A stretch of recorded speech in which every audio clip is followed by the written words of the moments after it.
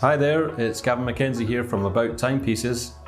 If you know us, you'll know that we specialise in limited editions and unique pieces from independent watch brands. This is definitely an independent brand. In fact, he's a one-man brand and does everything himself when it comes to making the watches. His name is Tsoroev Rashid. Apologies for that really bad Russian pronunciation, but it's not one that I've had the joy of learning, unfortunately. So yeah, Russian watchmaking.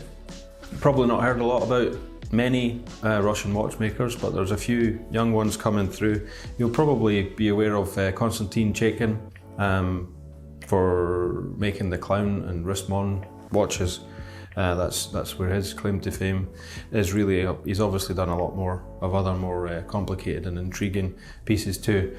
Another one was Maxim Sushkov. We've got a journal on our website which includes a unique piece which was made by him for myself. It had a fancy rose gold fully skeletonized intricate movement and a mother of pearl dial. So on to this one. This is called the Arrow. There have been 60 of them or so made over the last kind of 4 years. This is from the last batch of 30 salmon dials and 20 anthracite colour dials. So it's a 42mm dial. It actually looks quite a bit bigger than 42, but when you put it on the wrist, it doesn't look so big. I think the reason it looks bigger is perhaps an optical illusion, because the dial takes up almost the entire width of the case. The bezel's very, very thin. So, as I said, the salmon dial, it's actually created by Rashid. I'm going to call him Rashid because of my bad pronunciation of the T part of his TR. Rashid has made he's basically created a way of manufacturing the dial specifically for this purpose. It's basically sandblasted brass, and he uses glass bearings in order to get this kind of sandblasted effect. And he's used a special technique which he's not really told us how he does it, but usually sandblasting brass can form cracks and dents and dings in the dial, and he's created a way to prevent that happening. So once the sandblasting's done, what he does for this particular dial is he gold plates it, so it's rose gold plating over there. Salmon's a funny kind of dial colour for me. I'm not always a fan because it kind of sometimes looks a bit boring, flat and maybe a pinky brown kind of colour. But this one caught my eye. Reason being, the dial changes quite considerably depending on how the light hits it. It looks, in sort of dull circumstances, it looks almost like a flat satin matte kind of peachy colour, but then as soon as it hits the light, it kind of glitters, comes alive. There's gold, peach, yellow, red, pink, and all sorts of colours, and as I say, it looks like it's actually got gold glitter on the dial. The anthracite version is done in a similar way, but he uses black rhodium to create the top coating. So it's only 11mm thick, so it's not too deep at all. The case is both brushed and polished, so it's got nice contrast on it. It was actually designed by Rashid to be kind of like a daily wearer, not too classical and quite contemporary looking. It's got a lot of arrow kind of design features. You've got half an arrowhead on the lug. You've got all the indices are like arrowheads, as are the ends of the hands, quite chunky arrowheads. So it's quite a sort of unique kind of design.